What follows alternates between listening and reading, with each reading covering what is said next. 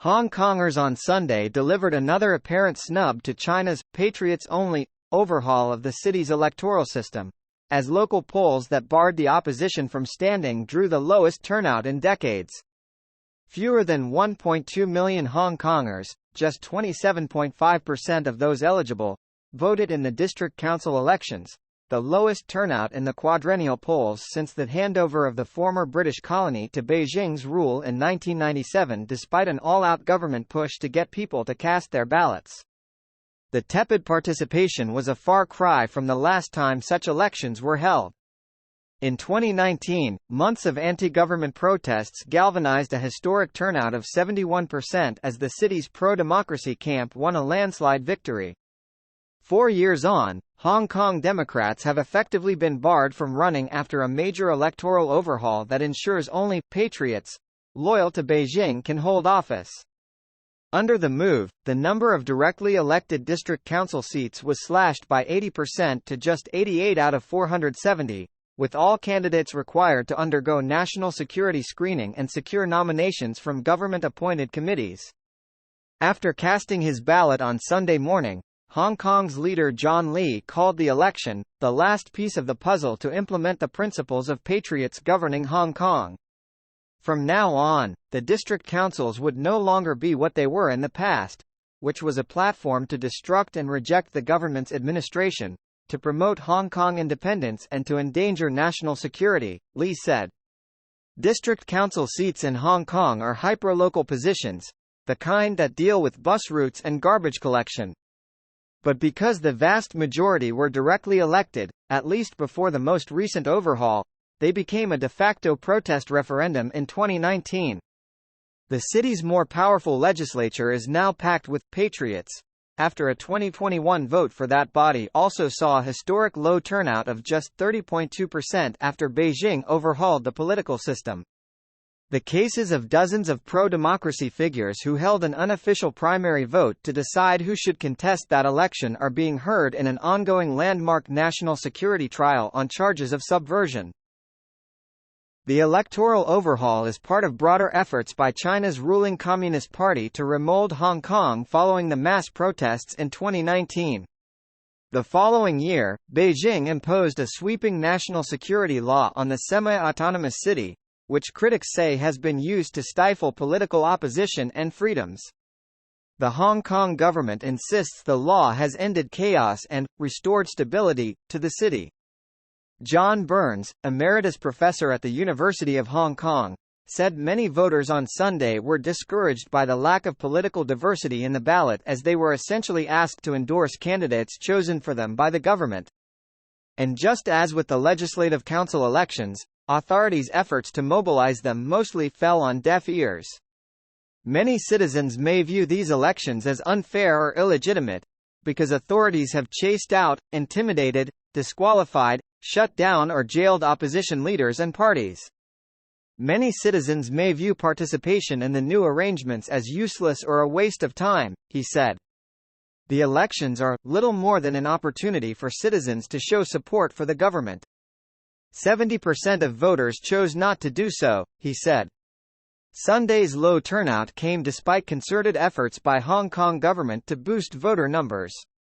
In the weeks leading up to the election, posters and billboards were plastered across the city to encourage residents to vote for a better community. Pro-Beijing candidates and their assistants stood next to early morning traffic, greeting commuters on their way to work. And in a final push to mobilize voters the day before the polls, the government offered an outdoor concert, carnivals, drone performances and free museum visits as part of the District Council Election Fun Day. The unprecedented campaign to turn out the vote in the District Council elections suggests that some authorities sought to use citizen participation in the polls as an endorsement of Hong Kong's new patriots-only political system, Burns said. This function failed. The turnout brings into question the legitimacy of the new system. By late Sunday afternoon, it became apparent that the turnout was going to be dismal. Campaigners held up emergency signs and issued urgent appeals on social media, calling on supporters to come out. 2 hours before the elections were supposed to end, the Hong Kong government announced an electronic poll register system failure, and extended voting by 90 minutes until midnight. The Electoral Commission insisted the extension wasn't linked to the low turnout, but candidates had used the opportunity to make their last appeals to voters. Regina Ip, a pro-Beijing lawmaker of the New People's Party, said on Facebook following the extension announcement that her party's candidates were in an extremely critical situation. "I earnestly urge all of you to seize this final opportunity, mobilize your entire family, and encourage your neighbors and friends to rush to the polling stations to vote," she wrote. On Instagram, she posted a photo of herself standing alone at a polling station in eastern Hong Kong Island. At 10:57 p.m., the Heng Fa Chun polling station is completely empty, apart from officials and the candidates' teams, she said in the post. The polls were also closely watched by officials in Beijing. In a statement Sunday, the central government's Hong Kong and Macau Affairs Office congratulated the successful holding of the election, which it said was fair, just, lively and orderly, and fully reflected the advanced nature and superiority of the new district council system. It also struck a positive note on the turnout, saying more than 1.19 million voters had taken part in the polls to take concrete actions to fight back against the slanders and smears of the election. From Beijing's perspective, the low turnout demonstrates the Hong Kong government's lack of mobilizational capacity, said Burns, from the University of Hong Kong. Further re-education is needed in Hong Kong, the central authorities may conclude, he said. Khan Yunis resident Ahmad Nasim on Sunday told CNN he saw a shell hit his neighbor's home, killing 5 and injuring multiple others. As his city in southern Gaza has become a major focus of Israel's ground operations, the 38-year-old said he has moved his wife and 18-month-old son to a neighbor's ground-floor flat to feel a little bit safer. But finding essential food and drinkable water remains a major challenge, he told CNN on a phone call. The price of basic items like flour has gone up 8-fold since the start of the conflict, and cooking gas, in particular, is in very short supply, he said. The couple started using plastic and cardboard to make fire to cook food. As evening set in, the intensity of artillery fire reduced slightly, Nasim added, but the sounds of ground clashes and military vehicles became closer. About Khan Yunis, the city is located in the southern part of the Gaza Strip.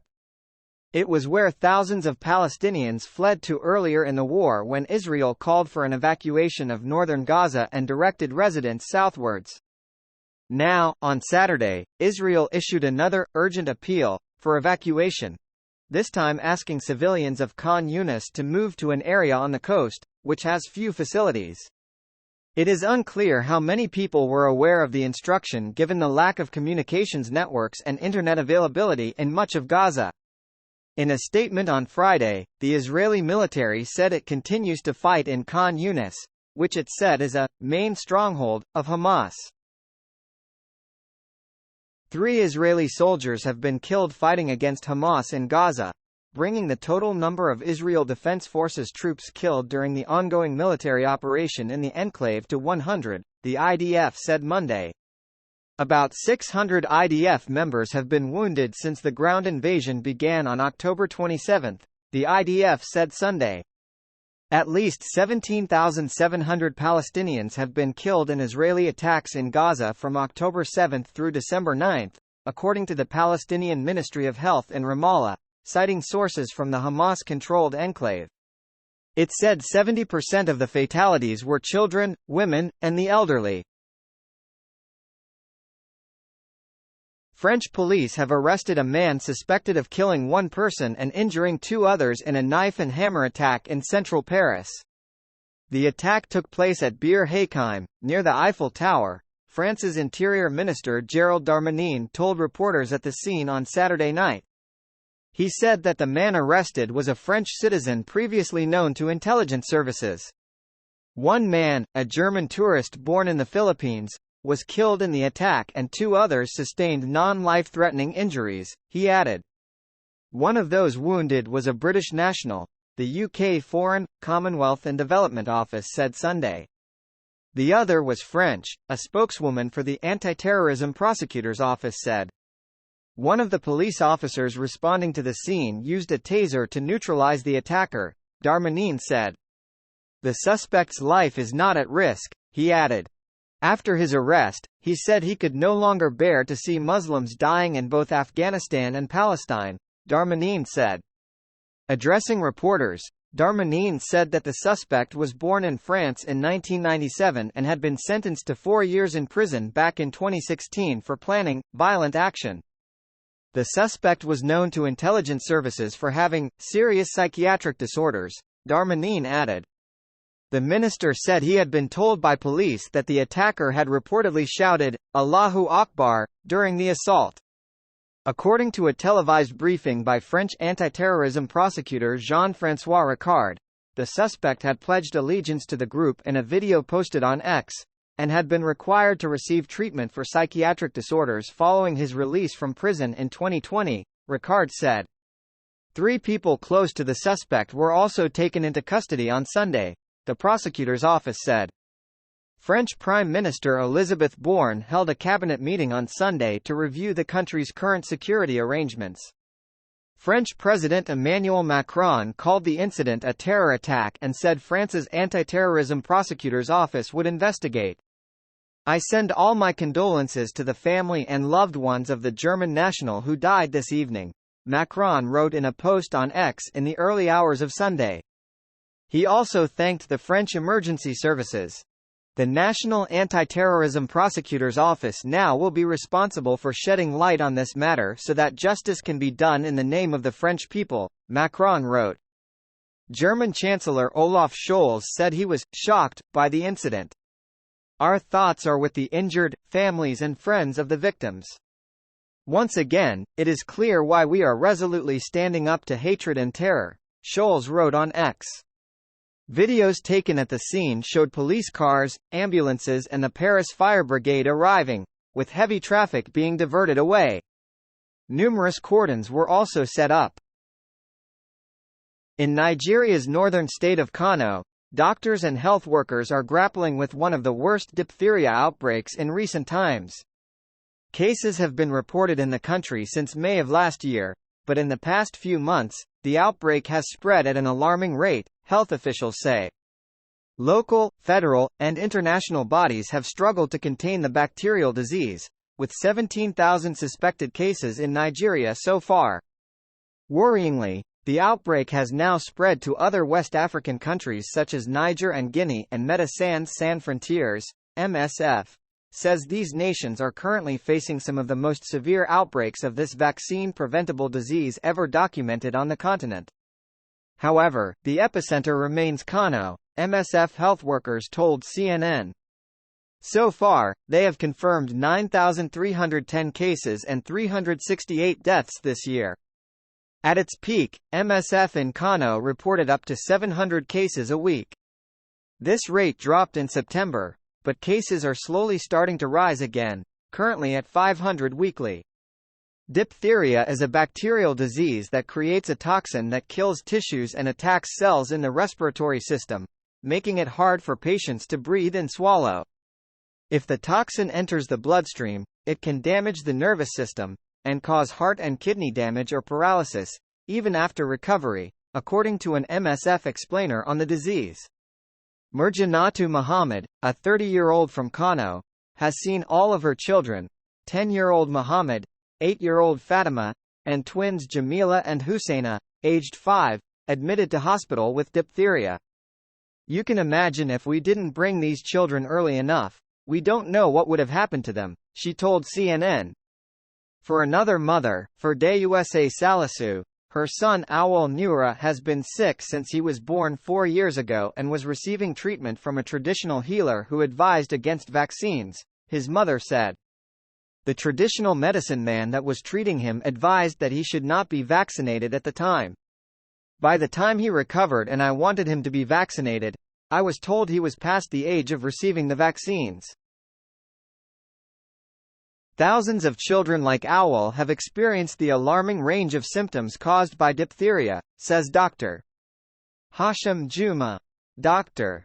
Juma, with over 20 years of experience in the field, is currently based in Kano working as the emergency medical coordinator for MSF. Never have I ever faced this outbreak.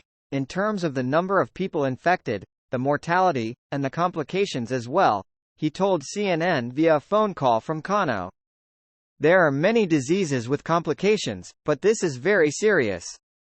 Patients come in vomiting blood, paralysis in the legs. There is high mortality, particularly with children. Medical workers have been struggling to treat patients effectively, partly due to a lack of diphtheria antitoxins, DAT.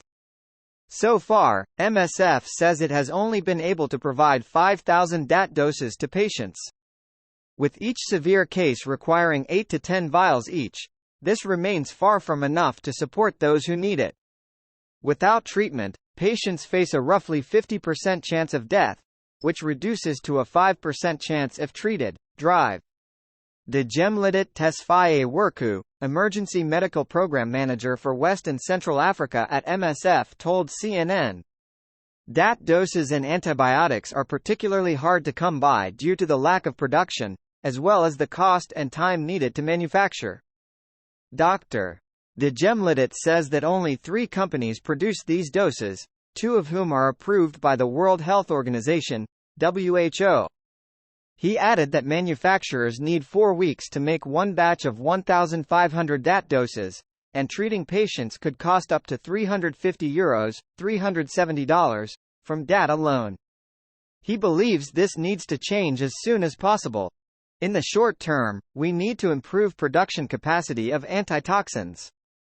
Long term, we need to invest in research and development. Drive. Dijemlidet says, it's a global health crisis. In our globalized world, an outbreak can happen here, or in an urban area somewhere else. Global health security is so important.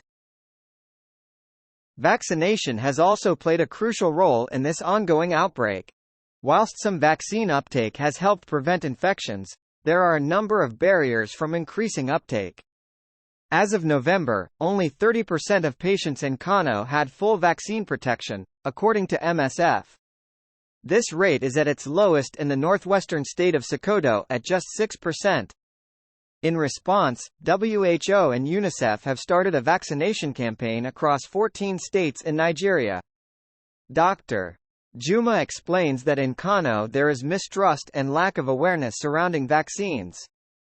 He says, there is a vaccine hesitancy here. People have had a bad experience with the side effects before. During our first intervention, we could see people were not highly welcoming to the vaccine team. The lack of vaccination coverage also applies to the rest of West Africa, with 65% of diphtheria patients having never received a single vaccine dose. In late November, WHO published an updated explainer on diphtheria, emphasizing the importance of high vaccine uptake to tackle the outbreak. The organization recommends 6 vaccine doses to babies at 6 weeks old to provide long-term protection. Gavi, a vaccine alliance program, also announced on December 4 that eligible countries can now apply to implement diphtheria vaccines into their health programs. As the outbreak has escalated since July, Drive. Juma has seen vaccine uptake improve. In order to contain this surge of diphtheria, and help prevent future outbreaks too, this trend must continue. With the disease now present in neighboring Niger, there is concern that once again the population is not adequately equipped. Dr. Juma says that there is little to no vaccination coverage there. A great concern considering the high level of movement between Kano and Niger. In order to address the outbreak, the message is clear. Vaccination must improve. Dr. Juma says, we stress the need to make the routine vaccination system stronger and stronger. Then you can control the outbreak. Lessons have also been learned regarding doses of antitoxins and antibiotics, explains Drive. Dijemlidet. He says, we need to have at least a minimum quantity of antitoxins in each country, so when the first cases happen, adequate resources are available to help local areas. The best way of responding to emergencies is anticipation and prevention.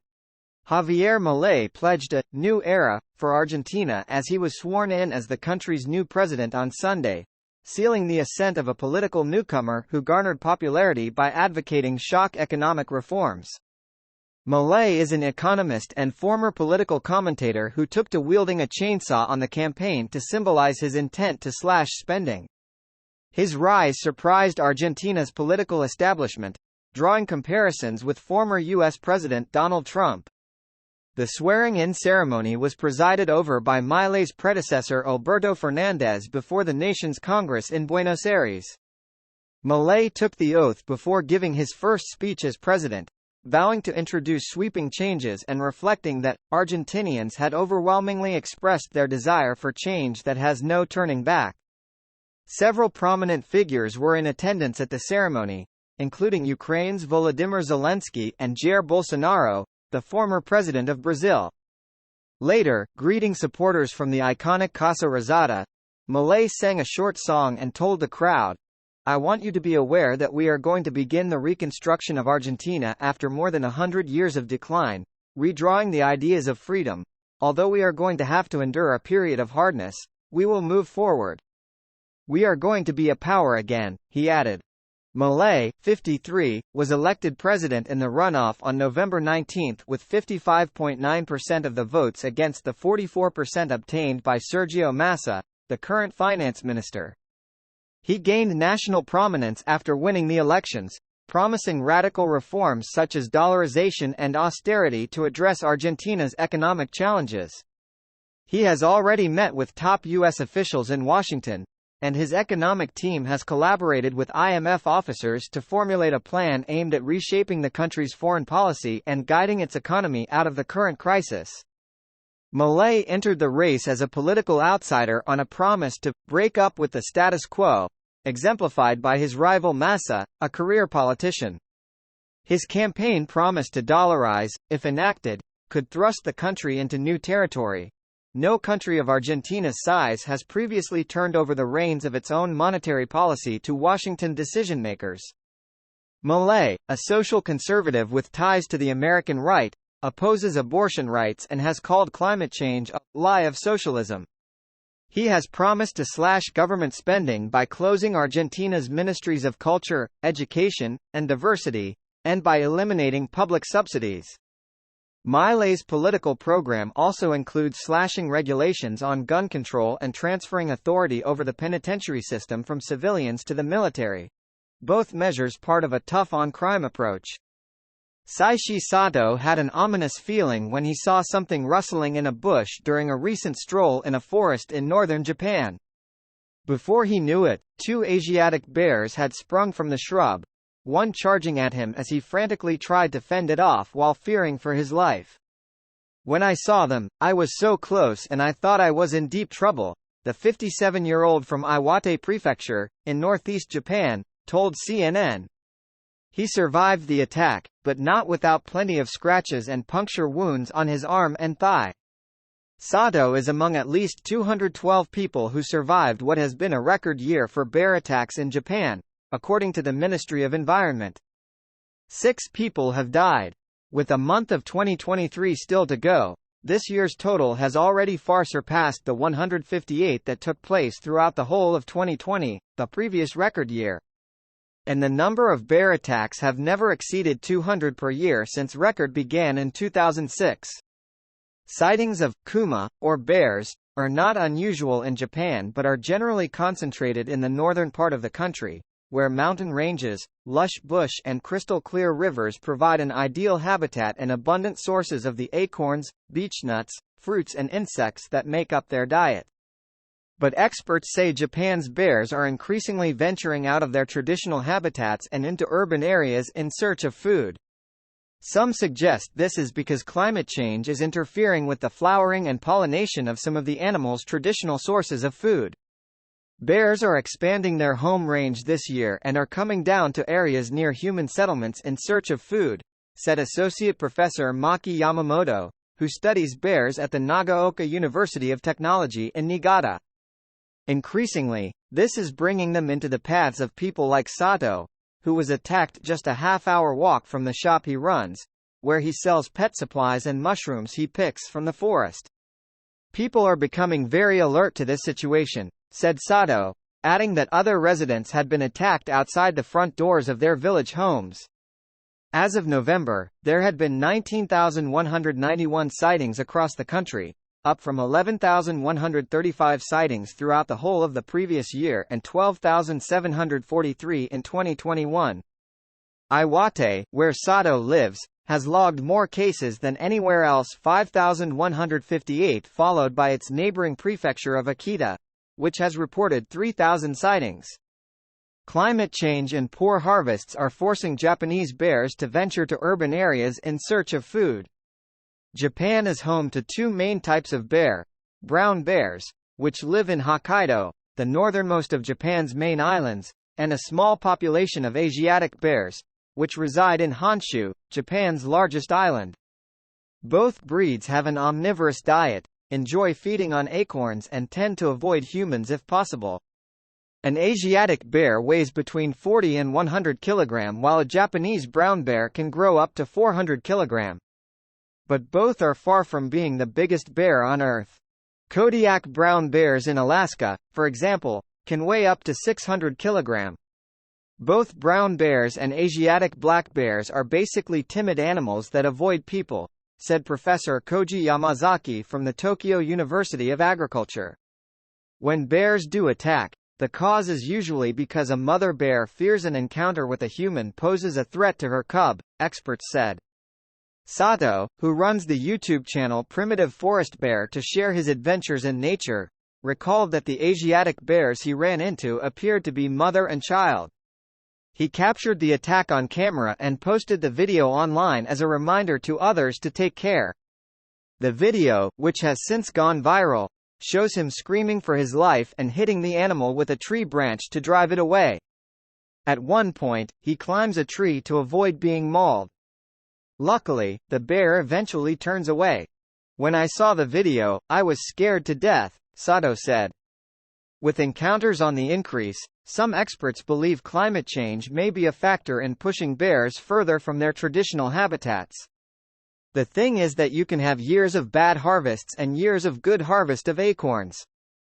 And when the harvest is bad, the bears cannot store enough energy before hibernation by eating mountain acorns alone, so they get closer to human settlements looking for fruits, chestnuts, persimmons, walnuts, and farm products in general, Yamamoto, from Nagaoka University of Technology, explained.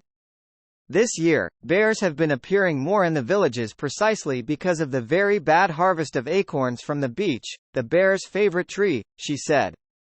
Tsutomu Mano, a senior research fellow at the Hokkaido Research Organization, said climate change is likely to have a significant impact on the flowering time of plants and the activity of insects responsible for pollination, which is necessary for fruiting. And when the bears don't have enough food, they often turn to human neighborhoods to look for leftovers in the bins, he said. Once they've developed a taste for human leftovers, they will keep returning for more, Mano said. Another factor that some believe may be coming into play is Japan's rapidly shifting demographics. With a median age of 48, Japan has one of the world's oldest populations, according to the Economic and Social for Asia and the Pacific, a United Nations arm that tracks population trends. At the same time, the country is experiencing a shift in which younger generations are increasingly moving to big cities for better job opportunities. Taken together, the two factors mean populations on the rural edges of northern prefectures are fast dwindling, creating conditions such as abandonment of cultivated land and overgrowth along riversides that make it easier for bears to enter, according to Mano.